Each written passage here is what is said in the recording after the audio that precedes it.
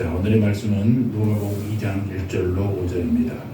누가복음 2장 1절로 5절.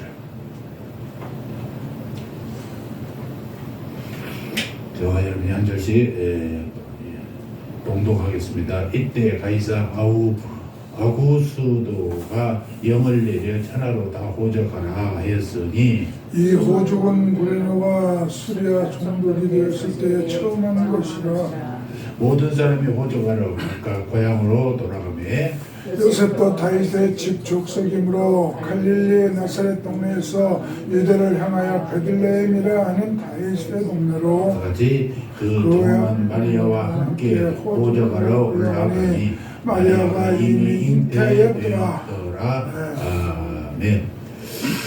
오늘은 누가복음 2장의 말씀을 주고 천상의 왕과 지상 왕의 만남이라는 제목으로 말씀을 좀 묵상해 보도록 하겠습니다.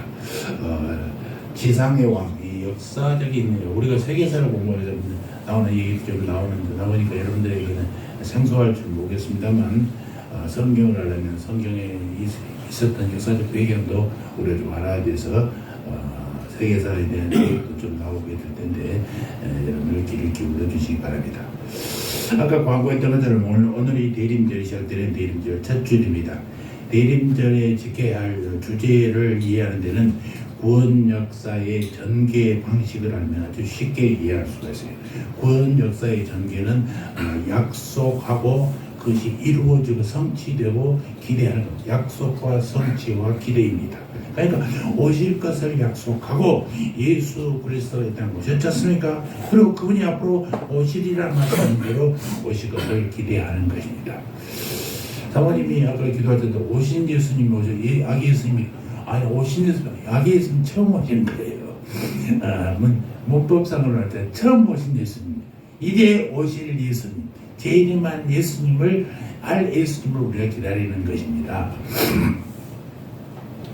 그러니까 대림절 생활 이 절기는 전 세계에 흩어져 있던 모든 그리스도인들이 순결하고 깨끗한 마음으로 베들레헴 즉 하나님의 귀하고 성스러운 아드님이 태어난 출생지를 향하여 여정을 떠나는 계절이다라는 겁니다. 오늘 우리는 로마로부터 이 말씀을 시작해 보려고 합니다. 때가 차니 하나님께서 자신의 아들을 보내고자 하신 때가 찼다. 그래서 아들이 베들레헴에 날 것이다 라고는 예고가 되어 있던 것입니다. 여러분 로마서 1장을 한번 펴보시겠습니까? 로마서 1장에 그 내용이 기록되어 있습니다. 함께 읽어보겠습니다. 로마서 1장 1절부터 7절까지 우리 함께 보겠습니다. 시작. 로마서 1장 1절부터 로마서 1장이라. 자, 찾으셨죠? 함께 7절까지 보겠습니다. 예수 그리스도의 종 바울은 사도로 부르심을 받아 하나님의 복음을 위하여 택정을 입었으니 이 복음은 하나님이 선지자들로 말미암아 그의 아들에 관하여 성경에 미리 약속하신 것이라. 이 아들로 말하면 육신으로는 다윗의 혈통에서 나셨고 성결의 영으로는 죽은 가운데서 부활하여 능력으로 하나님의 아들로 인정되셨으니 곧 우리 주 예수 그리스도시니라. 그러므로 말미암아 우리가 은혜와 사도의 직분을 받아 그 이름을 위하여 모든 이방인 중에서 믿어 순종케 하나니 너희도 그들 중에 있어 예수 그리스도의 것으로 부르심을 입은 자니라. 로마에 있어 하나님의 사랑하심을 입고 성도로 부르심을 입은 모든 자에게 하나님 우리 아버지와 주 예수 그리스도로 쫓아 은혜와 평강의 길을 원하노라. 7절에 로마에 있어 하나님의 사랑을 입고 우리는 로마 밖에 있어도 예루살렘 밖에 있어도 이렇게 전해진 복음 때문에 하나님의 사랑을 입어서 주 예수 그리스도를 쫓아 은혜와 평강이 우리에게 주어진다라는 사실을 여러분 기억하시기 바랍니다. 그러니까 하늘 왕이 이 땅에 찾아오셨을 때, 다시 말해서 하늘의 왕이신 예수 그리스도 땅에 태어나셨는데, 그때 어떻게 태어났어요? 말구 위에 빗자마게 태어났지 않습니까? 이 지구상에는 또 다른 왕이 고대에 앉아 있었다는 것입니다. 그 왕 행세를 하고 있어요. 그가 누구냐? 로마의 황제 시저 아우구스투스였다라는 것입니다. 예수님께서는 로마의 제4군주국이 한창일 때 태어났어요. 로마의 제4군주국이 로마에서 아주 가장 왕성한 시절에 나타난 시기가 로마의 4군주 시대.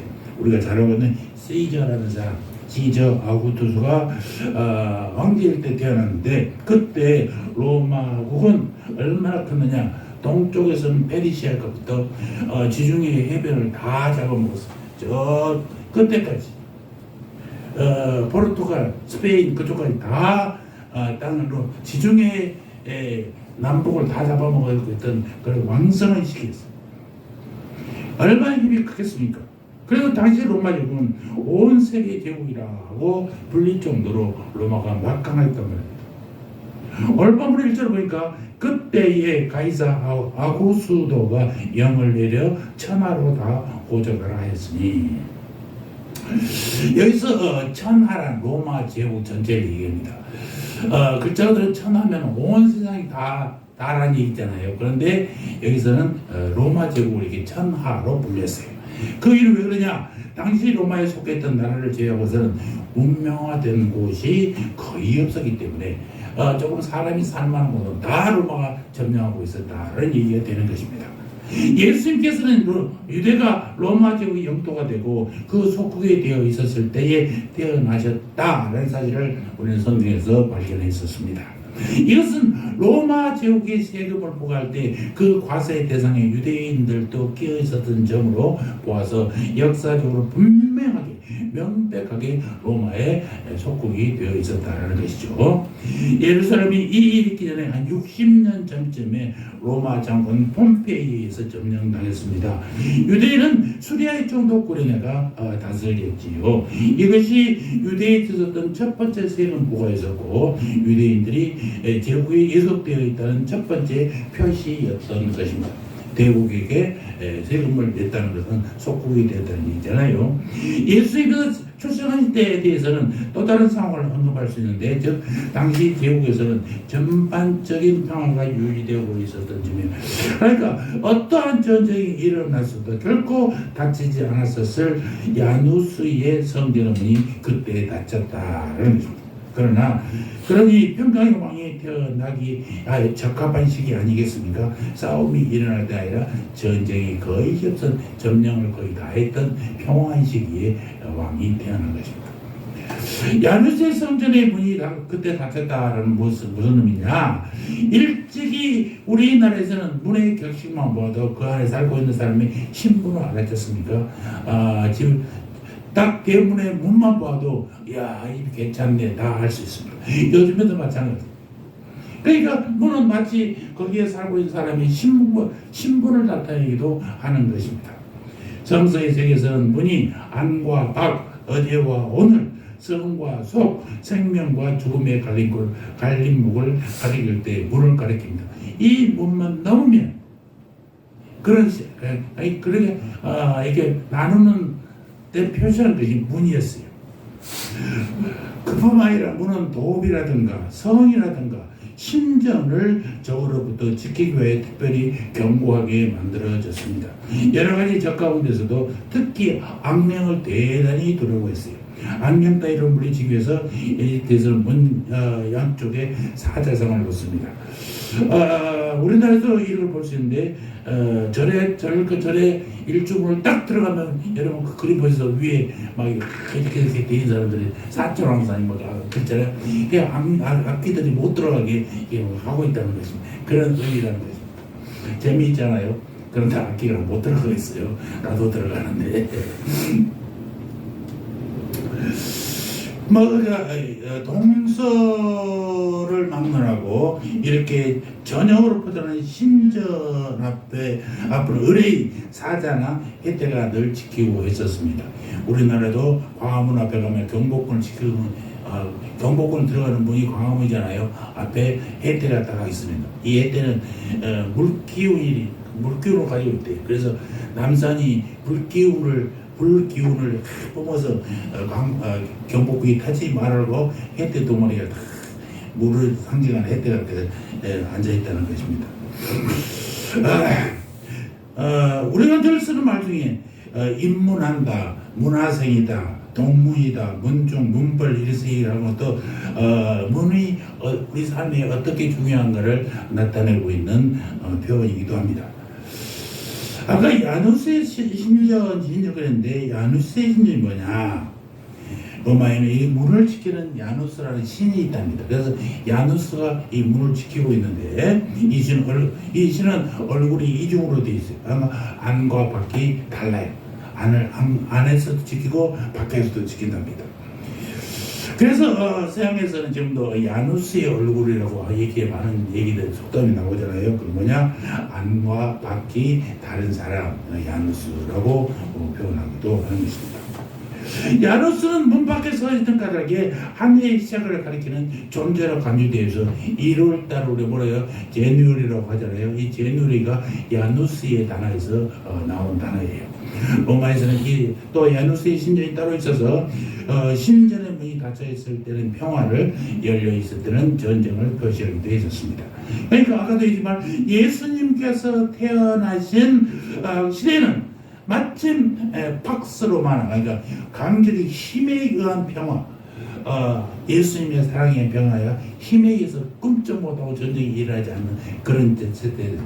그러니까 아까도 했지만 지중해 연안에 사람이 살만한 모든 지역을 말이죠, 로마가 가서 점령해버리고 딱 더 이상 싸움도 안 일어나는 그런 평화, 그것을 팍스 로마나라고 얘기합니다.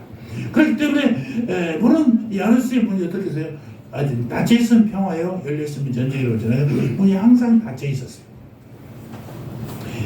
평화의 왕, 임금이신 예수님의 탄생에 걸맞는 시기였다라는 것입니다. 용서했던 다윗, 또 평화의 이름을 가진 솔로몬을 여러분 생각해 보셔도 전쟁과 평화 시대의 인물이 다른 활동의 모습을 보여주는 것을 알 수 있습니다. 가끔 다윗이 신전을 지으려고 했을 때, 성전을 지으려고 했을 때 하나님이 너는 피를 흘린 사람이라 짓지 못하게 하는 그 제목을 죄를 많이 지어 사람을 많이 주기 위해서 했다고 그러는데 그렇게 해서는 안 되는 것입니다. 다윗은 어떻게 하나님의 인물을 받은 사람이요? 가나안 땅을 정복하는 인물로 받은 사람이에요. 그러니까 피를 흘릴 수밖에 없어요. 아니 하나님이 전쟁에서 다 죽이고 점령하라고 해놓고 피를 흘려서 너는 안 되라고 한다고, 그런 말이 안 되잖아요. 그러니까 너의 임무는 정복하는 일이야.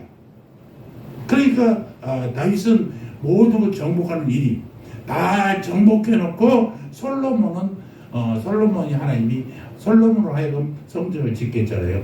성전이 평화의 뜻이에요. 솔로몬의 이름도 평화예요. 평화의 뜻이에요. 평화의 양이 성전을 짓는 거예요. 전쟁 때는 지을 수가, 전쟁을 해야 되는 일인 거죠.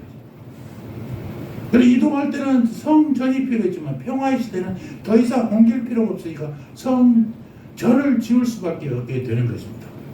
그러니까 다윗이 피를 내서 못 지는 게 아니라 다윗의 임무는 뭐예요? 전쟁을 하라는 임무예요.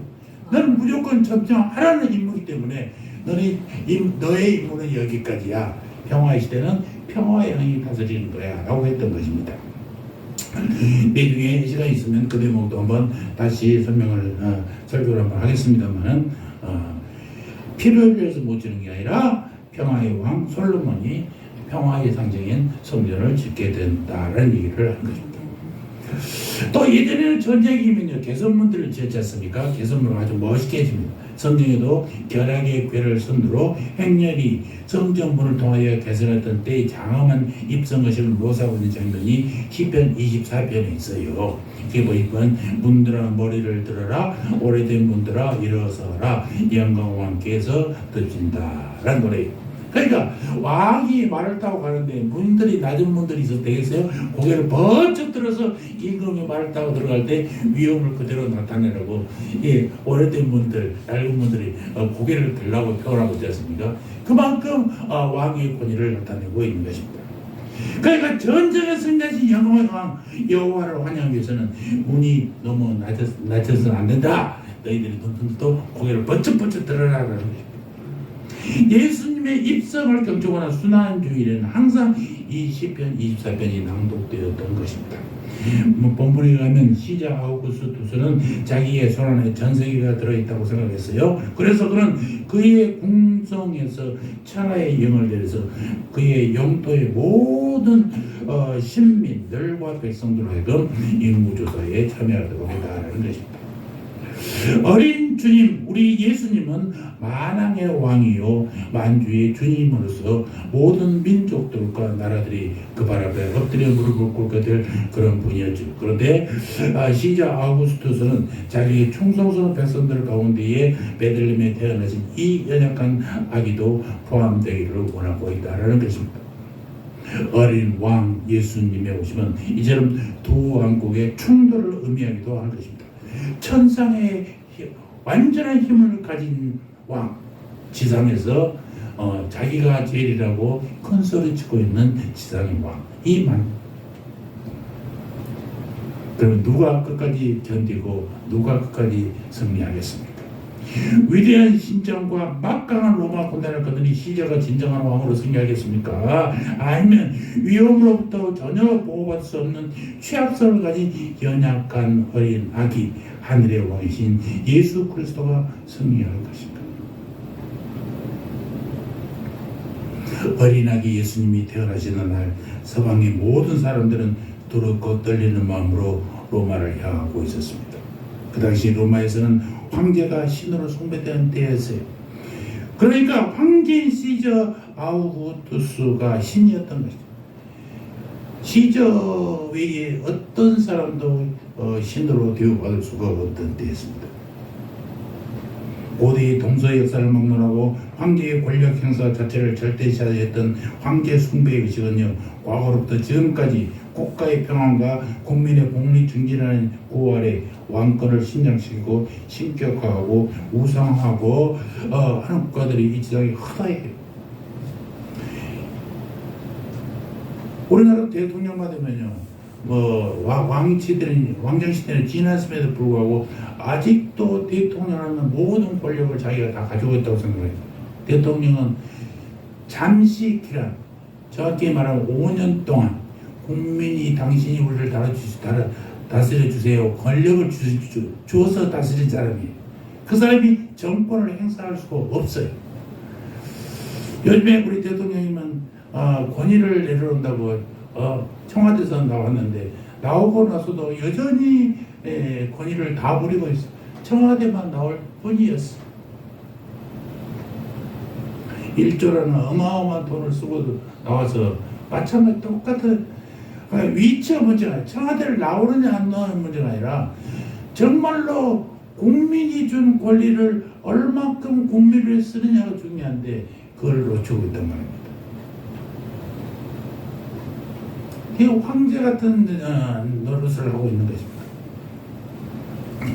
로마 제국은 정치와 종교가 미분화된 고대 국가의 하나로 정치가 종교를 지배하는 전형적인 전제 정치 체제였어요. 그러므로 세계의 대제국을 건설했던 정치 권력이 스스로를 신격화할 수 있었던 것이었던 것입니다. 로마에서 황제 숭배 의식은 본문의 배경이 되는 시저 아우구스투스 시대부터 출현하기 시작했고, 특히 우리 그리스도교가 로마에 전파되기 시작함으로써 더욱더 강조되기 시작했습니다. 동부 지중해에서 황제에 대한 숭배의식은 자연적으로 성장해갔고 신과 인간과 사이에 있어서 그 구분이 분명하게 그어져 있지는 않았어요. 황제는 신입니다. 인간의 절대적 권력을 한 사람이 신이었다는 것입니다. 그러나 로마와 이탈리아에서의 사상은 좀 달랐어요. 어떤 의미에서는 인간이 신을 찬미하는 사상을 못마땅하게 생각했고, 또 로마인들은 위대한 사람의 행적을 숭배했고 로마를 위대하게 만든 신과 도덕적 우수성을 구체화했었습니다. 로마 사람들에게도 메시아 사상은 좀 있었습니다. 즉 그거는 메시아가 다른 메시아, 우리가 얘기하는 메시아가 아니라 구원자 메시아라는 뜻이 메시아죠. 그러니까 훌륭한 황제가 출현해서 로마를 재건하고 부흥시켜서 전성시대를 가져올 것이다 라고 기대했다는 그 화려했던 로마 시대를 그리면서 누군가가 황제가 돼서 그런 나라를 만들어줄 것이다 라고 생각했던 것입니다. BC 197년 예수님이 오시기 전에 197년에 플로미니어스라는 사람이 있었어요. 이 양반은 로마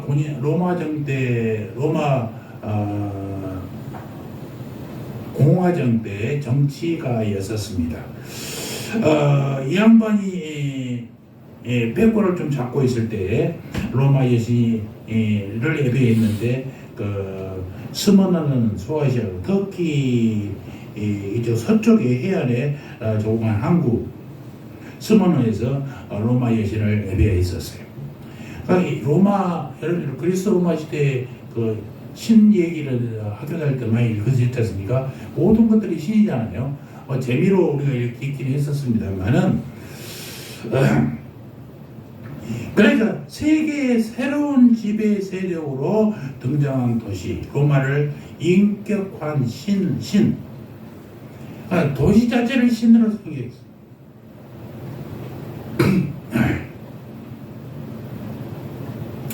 그러다가 옥타비아누스가 악티움 회전에 이제 그 권력을 가진 3인방들 옥타비아누스, 마르쿠스, 안토니우스 이 세 사람이 로마를 지배했었는데 요것들이 세 명이 서로 패권을 잡으려고 싸우다가 싸웠던 게 악티움 회전인데 거기서 옥타비아누스가 이제 승리함으로써 로마 국가의 한 세기 동안의 불안과 유혈을 종식시켰고 그리고 로마의 평화를 수립하게 되었고 오랫동안 알렉산더의 모습에서 연유되었던 헬레니즘적 신적 왕권이 이제 원로원에서 그에게 신격에 가까운 아우구스투스라는 칭호를 보여주면서 이제 왕권이 지상신 그러니까 영어로 God upon us 지상의 가장 높은 신으로 받들어지게 됐던 것이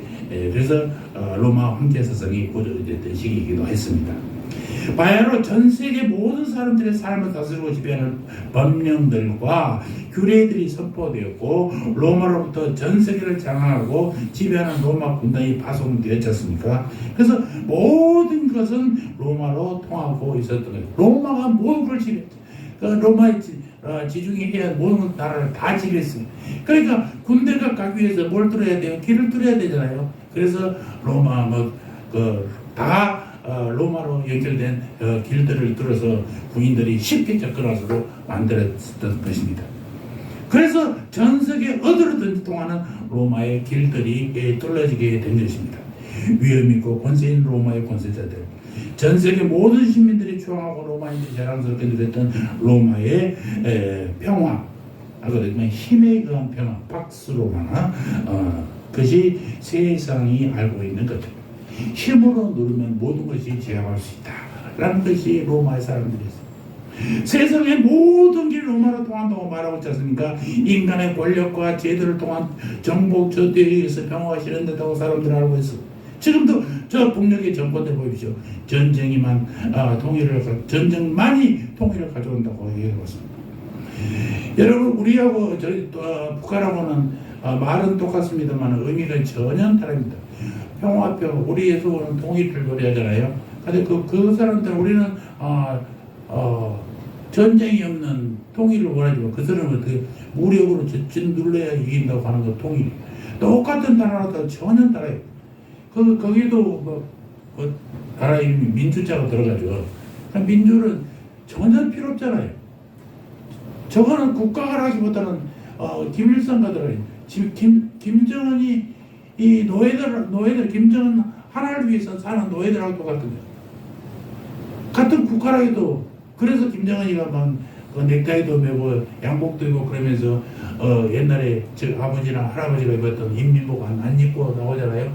나도 떳떳한 한 나라의 국가의 대표다라는 식으로 얘기하려고 그렇게 하려고 합니다만 누가 저들이 인정합니까?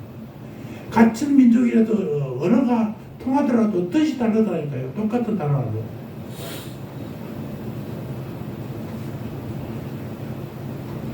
힘으로 하는 나라들은 전쟁으로 군인들로 인해서 제압만 하면은 모든 평화가 싸움이 안 일어나니까 평화라고 생각하는 저들 로마도 다 그랬어요. 정말 전쟁이 없는 평화는 그런 로마가 얘기하는 김정은이가 얘기하는 그런 평화일까? 오늘 대림절을 맞이하면서 우리 대림절 메시지를 읽어보면 그 모든 길이 로마로 통하는 것이 아니라 사실을 우리가 알게 돼요. 모든 길은 팔레스타인의 작은 고을 베들레헴으로 인도된다고 성경은 선언하고 있다는 사실입니다. 오히려 로마에게는 첫 번째 크리스마스 소식을 전하는데 커다란 도움이 되었을 뿐이에요. 로마가 건설한 길은 로마 군인들이 빨리 식민지로 가게 길을 닦았는데 그 길이 예수님의 탄생을 알리는 로마로 복음을 전하는 아주 귀한 길이 되어버렸다. 그들은 지배하려고 길을 열었는데 그 길이 예수님의 복음이 전하는 귀중한 길이 되어버렸다는 사실입니다. 완전 세상이 역전되어버리지 않았어요. 로마의 막강한 권력을 가지고 누리는 관료들과 권세자들 중에 누가 정작 베들레헴의 한 모퉁이에서 한 아기가 태어나서 내가 곧 길이요 진리다 모든 권세와 권력이 나의 것이다 나의 병을 너에게 주노라라고 말하게 될 줄 누가 알았고 그런 내용들이 복음이 로마로 전달되는 길이 될 줄은 누가 알았겠어? 아무도 몰라. 로마와 그 로마를 지배하는 주 베들레헴과 그 주 누가 진정한 왕이냐라는 것입니다. 로마가 만들었던 모든 길은 결국 베들레헴으로 가는 길을 잘 닦아 놓은 것이잖아요. 아무도 만국의 현자들이 그리로 어린 주 예수님께 경배하러 갈 줄 누가 알았겠냐면 로마인들은 팔레스타인의 성읍 그것도 보잘것없는 예루살렘 뿐만 아니라 한정한 시골 마을 베들레헴까지도 지배하고 통치하기 위해서 길을 만들었지만 베들레헴에서는 아기 예수님의 소식이 그 길을 통해서 로마까지 번창하여 로마 전체를 덮치게 될 줄 누가 알았겠느냐. 본문 가운데 등장하는 이 거만하고 무례한 CJ 호런 속에서도 우리는 일개 군주의 자만과 위세를 압도하시는 하나님의 우주적인 권위와 절대적인 주권을 보게 됩니다. 궁궐들과 권력의 도시 로마는 결국 유대의 작은 동네 베들레헴 앞에 무릎을 꿇게 되었죠. 모든 길이 로마로 통한다라고 로마의 지배자들이 얘기했지만 결국 그 길을 베들레헴 향하여 뚫렸기 때문에 그랬습니다만은 오히려 역으로 베들레헴에서 태어난 힘없는 아기 예수의 탄생의 소식 그가 주는 복음이 로마로 전달되는 길이 그 길이 되어버렸다는 사실입니다. 우리는 한 예언자의 찬란한 환상을 기억합니다. 장차 언젠가는 모든 길이 시온으로 통할 것이라는 환상말입니다. 이게 어디에 나타났냐? 자, 우리 오늘 또 한번 찾아볼까요? 이사야 2장. 성경 읽어보면 신비할 정도로 이렇게 하나님의 역사를 우리가 만나게 된단 말이에요.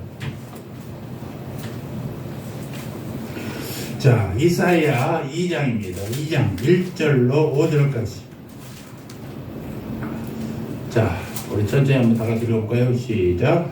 아모스의 아들 이사야가 받은 바 유다와 예루살렘에 관한 말씀이라. 말이되 여호와의 전에 산이 모든 산꼭대기에 굳게 설 것이요 모든 작은 산 위에 뛰어나리니 만방이 거리로 모여들 것이라. 많은 백성이 가며 이르기를 오라 우리가 여호와의 산에 오르며 야곱의 하나님의 전에 이르자. 그가 그 도로 우리에게 가르치실 것이라. 우리가 그 길로 행하리라 하리니 이는 율법이 시온에서부터 나올 것이요 여호와의 말씀이 예루살렘에서부터 나올 것임이니라. 그가 열방 사이에 판단하시며 많은 백성을 판결하시리니 우리가 그 칼을 쳐서 보석을 만들고 그 장을 쳐서 낫을 만들며 이 나라와 저 나라가 다시는 칼을 들고 서로 치지 아니하며 다시는 전쟁을 연습하지 아니하며 야곱 족속아 오라 우리가 여호와의 빛에 행하자. 이 중에 4절의 부분들이 우리가 칼을 쳐서 보석을 만들고 그 창을 쳐서 낫을 만들며 이 나라와 저 나라가 다시는 칼을 들고 치지 아니하며 다시는 전쟁을 연습지 아니하리라. 이 문구가 유엔 본부 앞에 돌 앞에 탁 서게 됐습니다. 전쟁을 할 칼과 창 갖고 농기구를 만드는 거예요. 얼마나 멋있는 말이에요. 이 말씀은 말일 곧 메시아의 날에 관한 예언으로 시작되잖아요. 그때 메시아의 왕궁이 모세 시대의 맨 마지막에 세상에 세워질 것입니다. 지상의 예루살렘의 마지막 때에 즉 예루살렘이 멸망하기 직전에 이 하늘의 예루살렘이 세워질 것이다 라고 여러 군데서 성경은 말씀하고 있습니다. 그 이유는 첫째, 구약 성도들이 오랫동안 기다렸던 복음 시대가 마침내 도래했다. 두 번째, 우리는 우리가 복음 안에서 받은 것 외에 또 다른 어떤 하나님의 은혜가 내려지기를 기대해서는 안 된다는 사실. 셋째, 우리는 마지막 때 예수 그리스도의 재림을 기다려야 한다. 그렇기 때문에 이 복음의 시대가 곧 말이다라는 것입니다. 선지자는 다음에 사실 때를 예언합니다. 세상의 기독교는 신앙을 심을 것입니다. 그때 기독교는 여호와의 전의 산이 될 것입니다. 그때는 복음으로 세워진 교회가 아브라함의 영적 후손들의 집결지가 될 것이다. 두 번째, 이방인들이 그리스도의 교회 안에 들어올 것을 예언합니다. 열방들 즉 할례 받지 하지 않아서 예루살렘 성전들에 들어오지 못하고 담 밖에 이방인의 뜰에 머물렀던 사람들 그들이 교회로 들어오도록 허락받을 것이다. 만방이 그리로 모여들 것이라 즉 많은 무리가 교회에 들어와 기독교 신앙을 받아들일 것이다. 또 세 번째 선지자들의 예언은 이러한 개종자들이 모여서 서로에게 도움과 격려를 줄 것을 예언하고 있습니다. 오라 우리가 여호와의 산을 보이며 비록 그것이 오르막길이고 힘들지라도 그것은 우리의 영혼이 올라가도록 도우시는 여호와의 산이다 라고 기도하고 있다는 것입니다. 복음의 교회가 여기서는 여호와의 산으로 기록되어 있을 뿐만 아니라 야곱의 하나님의 전으로도 불리고 있습니다. 왜냐하면 교회에는요 야곱과 맺으신 하나님의 언약과 기도하는 그의 후손들이 남아있고 그 언약의 성취가 분명하게 있기 때문인 것입니다. 하나님이 도를 배우기 위해 그의 거룩한 산에 오르는 것을 수고할 만큼 가치가 있는 일이죠. 그리고 기꺼이 그런 수고하는 자들은 그들이 수고가 결코 헛되지 않다는 것을 알게 될 것입니다. 하나님께서 그 도를 우리에게 가르치시며 우리는 그 길로 행하리라. 하나님께서 우리에게 우리의 의무를 가르쳐 주신다면 은혜로 우리에게 그것을 행할 결심을 주시리라 라는 사실입니다. 네 번째, 이 말씀에 의해서 이 일이 이루어질 것이다 라고 예언하고 있어요. 옛날에 모세의 율법이 시내산에 나왔듯이 율법 즉 신약의 율법인 그리스도의 법이 시온에서부터 나올 것이다 라는 뜻입니다. 그리고 여호와의 말씀도 예루살렘에서부터 나올 것입니다. 여러분 복음은 율법입니다. 복음은 믿음의 법입니다. 그것은 여호와의 말씀이 그러므로 시온산에 있는 성전에서 제자들은 복음을 전파했습니다. 사도행전에 보니까 복음교회가 모든 산 위에 굳게 서는 것은 예루살렘으로부터 시작된 이 복음에 의해서 이루어졌습니다. 다섯 번째, 이 세상에 구속주의 왕국이 설 것이다 라고 예언하고 있어요. 그가 열방 사이에 판단하시며 하나님은 사람들 양심의 역사하시는 그의 신을 통해서 사람들을 판단하시고 시험하며 저지하십니다. 그의 나라는 영적인 나라이고 이 세상에 속한 것이 아닙니다. 이 세상에서도 이 세상에 속한 것이야. 여섯 번째, 복음이 세상에서 성공을 거둔 결과로 큰 평화가 임할 것이다. 힘이 아니라 복음에 의해서. 우리가 칼을 쳐서 보석을 만들고, 그때는 지금처럼 이 나라와 저 나라가 다시는 칼을 들고 서로 치지 아니하며 다시는 전쟁을 연습하지 아니할 것이라고 기록하고 있지 않습니까? 왜냐하면 그들에게는 더 이상 전쟁할 이유가 없어지기 때문에 그렇습니다. 복음의 목적과 취지는요, 평화를 이루는 것이요, 모든 적의를 없애는 것이. 복음에는 평화를 가장 강력한 의무와 권위가 들어있다는 것입니다. 그리스도의 복음은 그것이 효과를 나타낸 한 사람들로 하여금 화평하게 만들고 사람들의 심령을 부드럽게 하고 즐겁게 하고, 그런 싸움이 있을 리가 없습니다. 그리스도의 사랑이 마음속에 풍성히 뿌리내리지만 사람들은 서로 사랑하게 될 수밖에 없다는 것입니다. 24년도 제가 표를 하나님의 충만한 사랑을 깊이 깨닫는 교회라고 되어 있어요. 하나님의 충만한 사랑을 깊이 깨달으면요, 우리가 할 수 있는 것은 무엇밖에 없어요? 그저 감사와 찬양밖에 없어요. 무엇을 더 하나님의 사랑을 느꼈는데, 하나님 이렇게 많은 사랑을 주셨는데 왜 이것을 안 주십니까? 할 자격이 없었죠. 우리에게 그냥 주님 화면에는 눈물만 흘려진 거죠. 제가 첫 수술하고 나서 수술 성공률 30%. 그래도 살려고 수술할 수밖에 없었어요. 수술하고 나서 얼마나 하나님이 감사했는지, 정말 하나님한테 부끄러운 자격이 없었어요. 내가 30년, 20년, 30년 동안 교회 성가대로 봉사했다고 수술 전에 큰소리 빵빵 쳤는데 그건 아무것도 아니었어요. 정말 부끄러웠어요. 내가 나를 봐도 그래. 하나님 얼마나 안타깝게 생각했을까. 목숨 살려주시고 수술 후 1년 후에 완치판정이 났다는 소리를 들으면서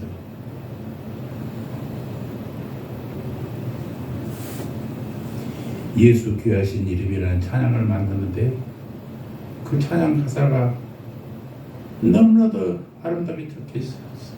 곡도 너무나 이뻐. 그 찬양을 들으면 들을수록 막 눈물이 흘러.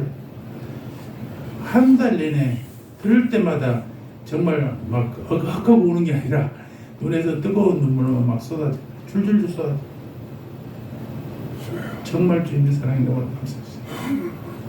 2014년도 우리 정말 하나님의 충만한 사랑을 깊이 깨달아서 우리 정말 성도의 삶을 살아가는 부끄럽지 않는 성도들이 되기를 진심으로 축원합니다. 아멘.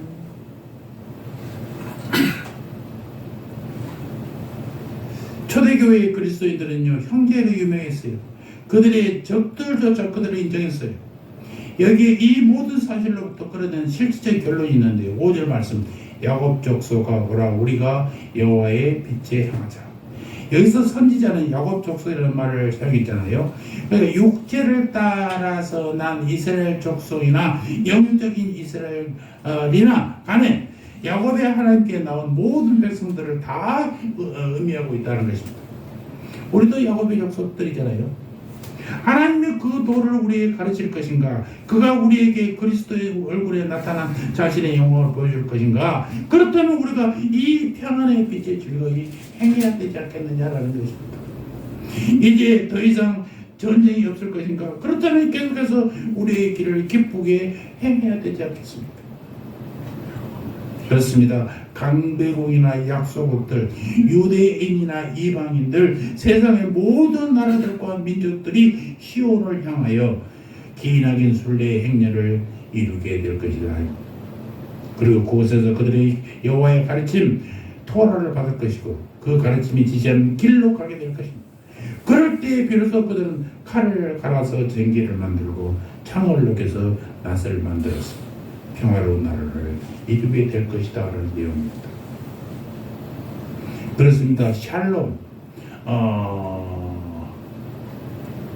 또 그리스 헬라말로 에이레네, 샬롬은 칼이나 창으로 이루어지지 않습니다. 핵으로도 이루어지지 않습니다. 평화는 금이나 은으로 얻어지는 것도 아닙니다. 유일한 길은 예수 그리스도께로 나오는 길입니다. 예수 그리스도로 나오는 자들만 진정한 평화가 있게 된다는 것을 성경은 우리에게 가르치고 있습니다. 기독교계의 역사에서 위대한 신학자로 신앙이 알려진 이 어거스틴이 얘기했습니다. 내 영혼이 주님 안에서 안식을 얻기까지는 결코 진정한 안식이 없었습니다. 얼마나 많은 방탕한 생활을 한 사람이에요. 그런데요, 주님이 나에게 오기까지는 나에게 안식이 없었다는 것이, 자기가 하고 싶은 거 다 해본 사람이 그래도 주님 위에는 없다는 것 아니겠습니까? 로마가 만들어 놓은 길을 통해서 베들레헴의 좋은 소식이 온 세계에 전파되고, 한 사람의 손 시저의 손에 의해서 교회가 만들어 놓은 모든 길이 로마로 통하게 되었지만 결국은 실제로 그 계획과 그 길을 사용하신 분 누구예요? 우리 하나님이신 예수 그리스도라 말이에요. 사람이 만들어 놓는데 결국 그 길을 사용한 것은 누구냐? 하나님이시라는 거예요. 기가 막힌 내용 아니에요?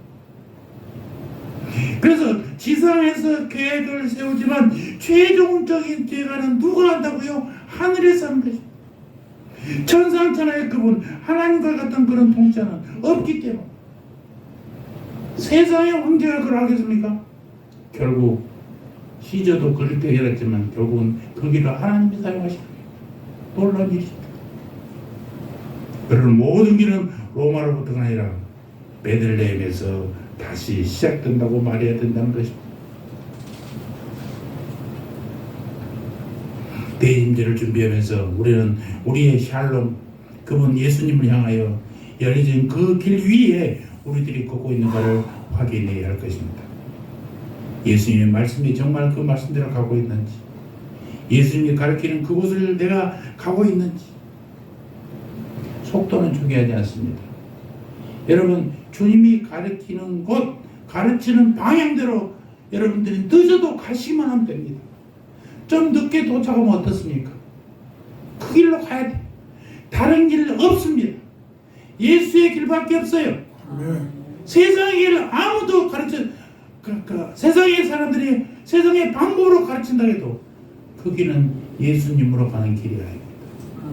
예수님의 말씀대로 예수님 지시한 그 길로 가십시오. 늦어도 좋다니까요. 조금 늦게 가면 어떻습니까? 남들보다 내가 늦어도 어떻습니까? 나는 결국 천국에 갈 것인데, 여러분 급할 거 없습니다. 세상은 빨리빨리지만 우리는 빨리빨리 아이가 바른 길로 가면 되는 것입니다. 하나님이 말씀하신 그 길, 예수 그리스도 가르쳐준 그 길로 여러분 가시기 바랍니다. 아멘. 그 가는 길에 주님의 말씀이 들려질 것이고 주님의 위로 말씀이 우리에게 들려질 것이고 잘 가고 있구나 김 목사야, 실은 하나님의 음성이 들릴 것입니다. 우리 모두 내년은 정말, 아니 내년에 지금부터라도, 지금은 우리 교회력으로는 이제 오늘부터가 새해 11월까지 대림절 예수님이 오시면 기다리는 때부터가 새해로 기도한다는 것입니다. 그래서 대림절이 시작되면 추리를 하는 거예요. 추리 때가 아무 때나 하는 거 아니에요. 백화점에서 하니까 우리도 하는 게 아니라 예수님의 오심을 기다리는 대림절부터 시작하고, 크리스마스가 끝나면 25일을 철거하는 게 아니라 주현절 1월 6일까지면 추리를 제거하는 거예요. 그까지가 추리를 다는 계절입니다. 세상이 한다고 우리가 그날이 맞다는 게 아니라 하나님의 가르침으로 분명히 아는 우리들이 되어야 되는 것입니다. 주님의 말씀에 늦더라도 바로 천천히라도 꼭 하는 여러분 되시기를 주의 이름으로 축원합니다. 할렐루야. 아버지는 감사합니다. 주님은 우리의 소망입니다. 우리의 기대입니다. 우리를 소망의 백성으로 기대의 백성으로 만들어 주신 주님, 고요함과 정적 속에서 우리로 하여금 주님을 기다리게 하시고 주님만이 우리의 깊은 목마름과 필요들을 채워주시는 분임을 알게 해 주시오니 참으로 감사합니다. 이 강림절에 우리의 발을 영원한 집으로 향하게 하는 그 길에 굳건히 세게 하신 그 전능의 하나님께서 모든 우리의 삶과 집중이 예수 그리스도의 가르침에 집중하게 하여 주시옵소서. 그 길을 똑바로 걷는 우리들 되게 하여 주시옵소서. 아멘. 감사합니다. 예수님의 이름으로 기도합니다. 아멘.